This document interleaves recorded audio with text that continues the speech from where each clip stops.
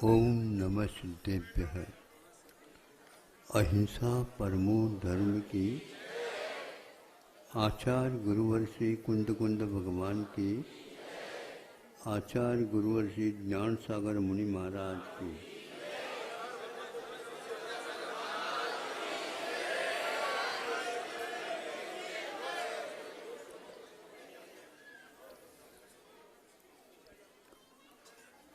त्रिंचों में पशु और पक्षी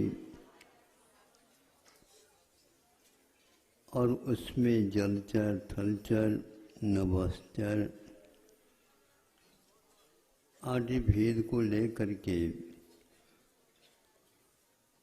मन वाले त्रिंच भी होते हैं।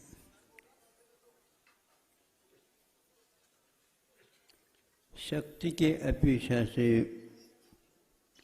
वचन बल, मनोबल, काय बल के बारे में सोचते हैं तो एक से एक पशु इस प्रकार शक्ति से संपन्न है।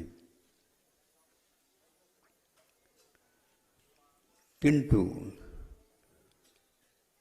काय की बल की अपेक्षा से कुछ आगे होते हैं, किंतु कुछ गुणों के अपेक्षा से पशु भी आगे होते हैं। यहाँ तक कि वह मनुष्य से भी आगे बढ़ जाते हैं। वनस्थानों के अपेक्षा से वह भी संयम तक आ सकते हैं। जो नीचे दरी के ऊपर बैठे हैं उससे भी ऊपर आ सकते हैं। त्रिंच भी संयम को धारण कर सकता है, करता है। वह त्रिंच कुछ पालतू होते हैं, कुछ फालतू हो जाते हैं। आपके साथ रह करके, आपको साथ दे करके वे अपने जीवन को भी व्यवस्थित कर लेते हैं, लेकिन हमेशा हमेशा मालिक के हित के बारे में भी वो सोचते रहते। उनमें से एक प्राणी हमने सोचा कि इसलिए कि घोड़ा होता है, उसके पास बहुत प्रकार के गुण होते हैं। सामुद्रिक यदि है तो वह मालिक को माला माल कर सकता। यदि उसके पास कुछ गुण नहीं है, कुछ कम है, तो मालिक के लिए भी उसका कष्ट भोगना पड़ता है कभी कभी। यद्यपि यह अपने अपने कर्मों के ऊपर आधारित है, लेकिन कर्मों के फल में दूसरे निमित्त भी इस प्रकार कार्यकारी हो जाते हैं।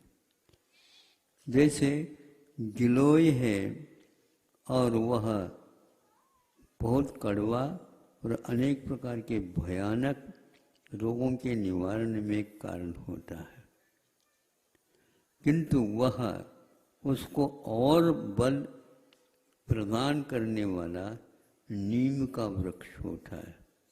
और पहली गिलोय और वह नीम पर चढ़ा। वैसे ही यदि गिलोय है तो इतना लाभप्रद नहीं होता जितना कि नीम के ऊपर चढ़ जाए। फिर तो उसकी कड़वाहट में अधिकता हो जाती है और उसमें गुण जो रोग को दूर करने में अकेला है, वह मान लो 10-15 वर्ष तो नहीं कह सकते, महीनों में काम करता, लेकिन नीम पर चढ़ा हुआ गिलोय बहुत जल्दी तीव्र गति से अपना काम करता, ऐसा वैद्यों के ग्रंथों से ज्ञात होता है। यह घोड़ा अपने गुणों से युक्त है, लेकिन उसमें मनुष्य को भी वह एक प्रकार से अच्छे अच्छे साधकों के लिए भी प्रेरणा देता हुआ मिलता है। आपको पसंद आ जाए तो इसको स्वीकार कर लेना। हमें पसंद आता है लेकिन हम पूर्ण रूप में स्वीकार नहीं कर पा रहे हैं, क्योंकि उसका गुण जन्म से विद्यमान है। जब कभी भी किसी भी देश में आप जाओ, घोड़ा इस गुण से कम युक्त मिलेगा। वो क्या है महाराज? उसको आलस तो आता है, लेकिन उस आलस को दूर करने के लिए वो सोता नहीं।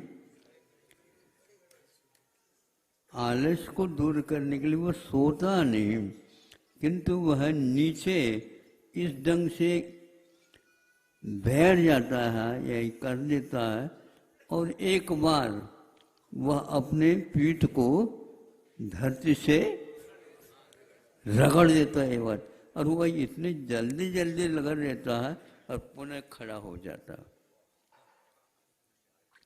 इतने में ही, और आप साबुन थोड़ा लगा के रगड़ करके पीठ भी घिस जाए, लेकिन आप कुछ नहीं हो रहा है। एक गुण और है उसके पास, वह बैठता ही नहीं, इस ढंग से तो कर लिया, और सोता कब है ये पता नहीं लगता। सोता कब? हमेशा हमेशा खड़ा ही रह करके वह सोता है। कायोत्सर्ग मुद्रा के धारक वह अश्व है, और वह कभी भी सोता नहीं। यद्यपि श्वान की निद्रा प्रसिद्ध है, लेकिन श्वान भी एक प्रकार से सो जाता है, और वह धरती पर लोटपोट हो जाता है, लेकिन यह नहीं होता। यह सो जाता है और अपने आलस को दूर करने के लिए एक बार इस ढंग से अपने बदन को हिला देता है। आप उसकी नकल नहीं कर सकते, ध्यान रखो। ऐसे हिला देता है कि वह अपने आप को रोमांचित कर देता है। फिर उसके ऊपर कोई खरारी वगैरह लगाने की कोई आवश्यकता नहीं पड़ती, और हमेशा हमेशा वह अपने पैरों को भी टिका करके खड़ा नहीं रहता। एक ने एक पैर उसका ऊपर उठा हुआ रहता, मैं तैयार हूँ सवारी के लिए भी और भागने के लिए भी। बहुत सारे गति संपन्न पशु पक्षी होते हैं, किंतु कोशकार ने उसका नाम रखा आशुग। आशु मैंने शीघ्र गच्छति थी आशुग। वह दौड़ लगाने में इस प्रकार माहिर रहता है, खाली अकेला नहीं। उसके ऊपर कोई सवार भी हो, मालिक बैठा हो, उसको भी सुरक्षित रखता हुआ ऐसा वह दौड़ लगाता है।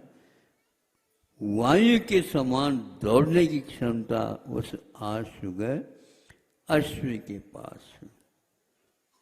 निद्रा कभी भी नहीं लेता। तीर्थंकरों के बारे में हम सुनते हैं, उनको भी कभी कभी निद्रा लेते हैं, लेकिन कैसे लेते हैं? खड़े खड़े भी कायेश्वर के भी समय पर लेते हो या अलग समय में कुछ लेते हो, लेकिन निद्रा के विषय में विशेष कहीं किसी पुराण ग्रंथों में कथन नहीं मिलता।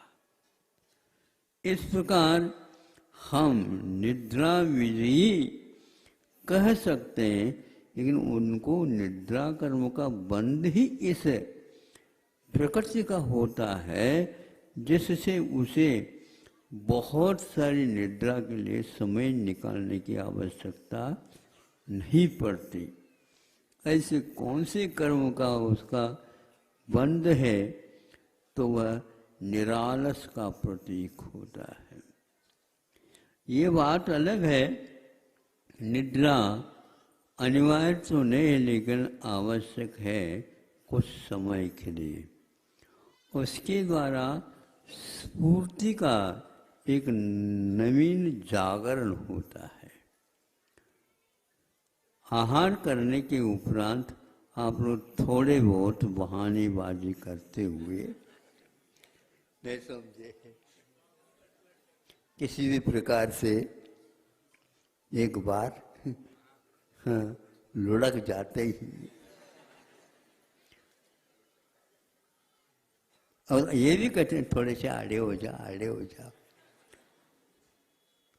आड़े हो जा या सुस्ता दो, थोड़ी सी कमर सीधी कर दो, मतलब टेढ़ी है। इसका अर्थ यही है। इसका अर्थ ये हो गया, कमर सीधी करो का अर्थ अपने आप में बहुत महत्वपूर्ण है। मुनि महाराज जो है कभी भी उल्टे भी नहीं सोते और चित भी नहीं सोते, आगम की आज्ञा है। अब ये बात अलग है कि शुरुआत से यदि मान लो अभ्यास हो चुका है, उस अभ्यास को मिटाना बहुत कठिन है। कब वह सीधे यूं आ जाते हैं ये पता नहीं लगता। फिर कहा जाता है कि भैया सीधे नहीं हुआ करते, कब हो जाता मुझे पता नहीं। पता कैसे नहीं है? दंड रखो, अपने आप ही ठीक हो जाएगा। यदि हम दंडित कर दें तो अपने आप ही कमर सीधी हो जाएगी। करवट के माध्यम से सोने से वे करता।